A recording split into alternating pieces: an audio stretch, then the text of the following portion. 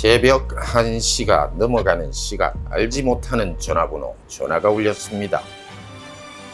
잠결에 무심코 받았는데 목소리는 다급하고 사건에 휘말려서 룸피니 경찰서 유치장에 수감되어 있다고 하는 내용. 급히 와달라고 합니다. 너무 늦은 시간이라 나갈 수 없다고 했지만 막무가내로 와서 도와달라고 하는데, 방콕의 유명한 유흥가 나나프라자 근처에서 술을 마시다가 태국 여자와 시비가 붙었고 화가 나서 기물을 파손하고 폭력을 행사한 혐의로 체포되었다고 했습니다. 즉 내키지 않았습니다.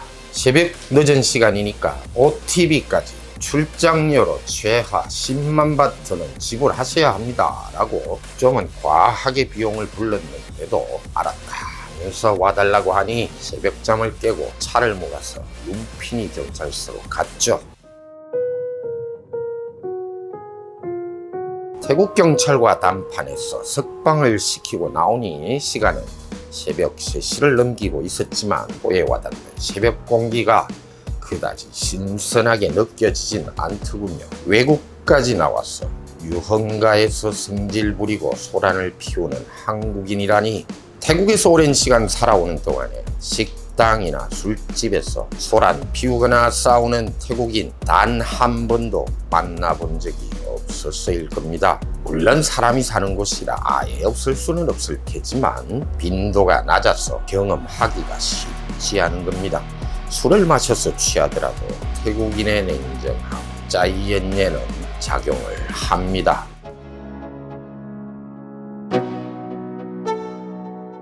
방콕에서 랑카맹 도로는 혼잡하기로 소문난 도로죠. 그 랑카맹 도로에서 운전 중에 전화가 걸려와서 잠시 한눈 팔다가 앞차를 살짝 박아버리는 접촉 사고가 일어났습니다. 제가 잘못했죠. 당시에는 출고한 지 얼마 되지도 않는 내 차. 짱나.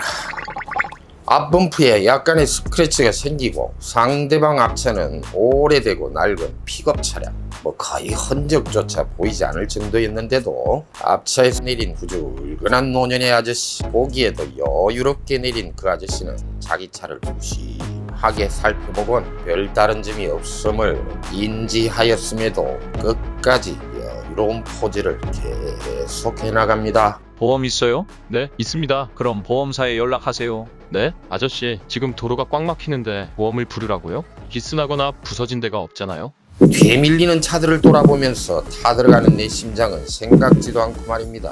그래도 보험을 부르라고 합니다. 별다른 방법이 없어 보여서 1000바트짜리 지폐 한 장을 내밀면서 이걸로 좋게 해결해 보자고 하니 그제서야 돈을 받아들고 자기 차로 돌아가는 이 아저씨. 뒤로 길게 늘어선 차들은 크레션 경적조차 울리지 않고 우리 상태를 관망하고 있었고, 앞차 아저씨는 차가 밀리든지 말든지 보험사를 기다리자고 하니까 어쩝니까? 성격 급한 한국인 라이언이 져야 할 수밖에 없는 상황이었죠. 성질내면 지는 겁니다.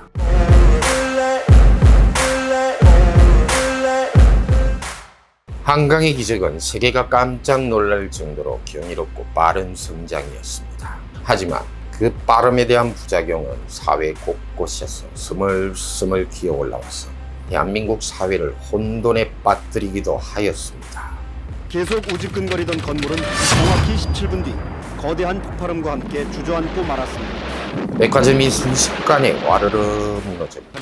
급제동에도 아랑곳 강물 속으로 곤두박질했습니다. 한강다리가 갑자기 뚝 끊어지기도 하더니 투입이 된 겁니다. 네. 한 여객선이 침몰해버리기도 하고, 폐지까지 오신 게 이렇게 하나 갖고 와도 취업을 하지 못하는 젊은이들 넘쳐나고 빠르게 살아가다가 노후를 미처 대비하지 못한 노인들은 폐지를 주면서 근근히 생계를 꾸리고 나갑니다. 하지만 단상을 둘러싸고 앉아있던 자유한국당 의원들은 정치는 지지고 볶고 진절머리나게 싸우기만 해대고, 이렇게 서비스하는 거 맞아요? 재벌은 비행기가 내 것인 양 진로 마음대로 변경하기도 합니다. 머리와 얼굴을 또 때리고 아이가 앉은 책상을 들었다 놨다 하더니 저출산으로 출산장려 하면서 직장맘들이 아이를 맡긴 어린이집에서는 어린 유아들을 개패듯하는 교사가 자리를 차지하고 있기도 하고, 아이들이 제 인생의 화풀이 대상이라도 되는 것처럼 손찌검을 하는 보육교사. 빠름의 부작용으로 생겨나버린 인간성, 도덕성 부재 현상.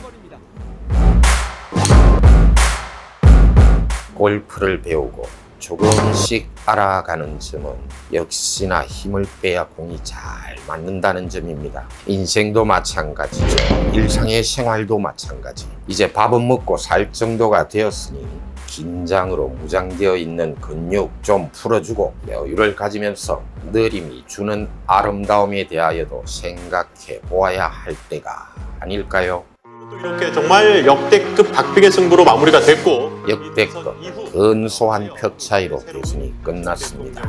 24만여 표. 그 차이로 당락의 희비는 엇갈렸고 아주 극심하게 대립을 보인 20대 대통령 선거, 아직도 여전하게 후유증이 남아있어 보입니다. 라이언도 새벽에 한참을 생각해 보았습니다.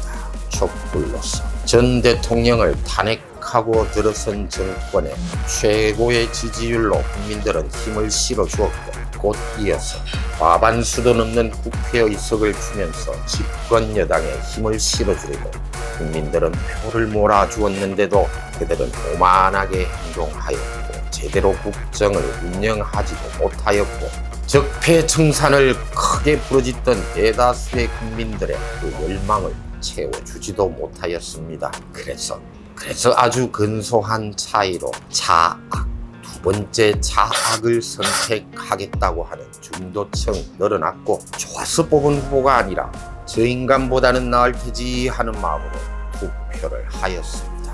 그러니 대선이 끝나고도 대한민국 사회는 계속해서 갈등하고 대립하게 될 것이라는 점만이 막 나옵니다. 사실일 겁니다. 한쪽에서는 출국 금지야, 또 다른 쪽에서는 공정, 상식이 아니다라면서 국민청원을 내놓기도 합니다. 그만 내려놓으시죠. 각자의 가치관으로, 주관으로 선거는 치루어졌고, 그 바닥에는 옳고 그름을 떠나서 나라에 대한 걱정하는 마음이 똑같이 깔려져 있는 거 아닙니까? 단지 각자 생각하는 방법이 서로 다를 뿐이죠. 법률을 개정하려면 국회의원 제적 과반수 출석한 의원들의 과반수 이상의 찬성이 있어야만 법률을 개정할 수 있습니다. 이제 야당이 되는 민주당은 170석이 훨씬 넘는 과반수를 가지고 있죠. 법무부 장관이 하는 검찰에 대한 지휘권, 이 지휘권은 검찰청 법으로 규정하고 있으니 당선자가 원하더라도 향후 2년 정도는 마음대로 할 수가 없을 겁니다. 아마도 대통령령, 규칙 이런 거를 손보면서 원하는 대로 하려고 할 테지만 한계가 있을 겁니다. 그러니까 국민들이 두 눈 부릅뜨고 지켜보게 되면 마음대로 하진 못할 겁니다. 갈등과 대립은 이제 던져버리고 이제는 제대로 하는지만 지켜보시지요.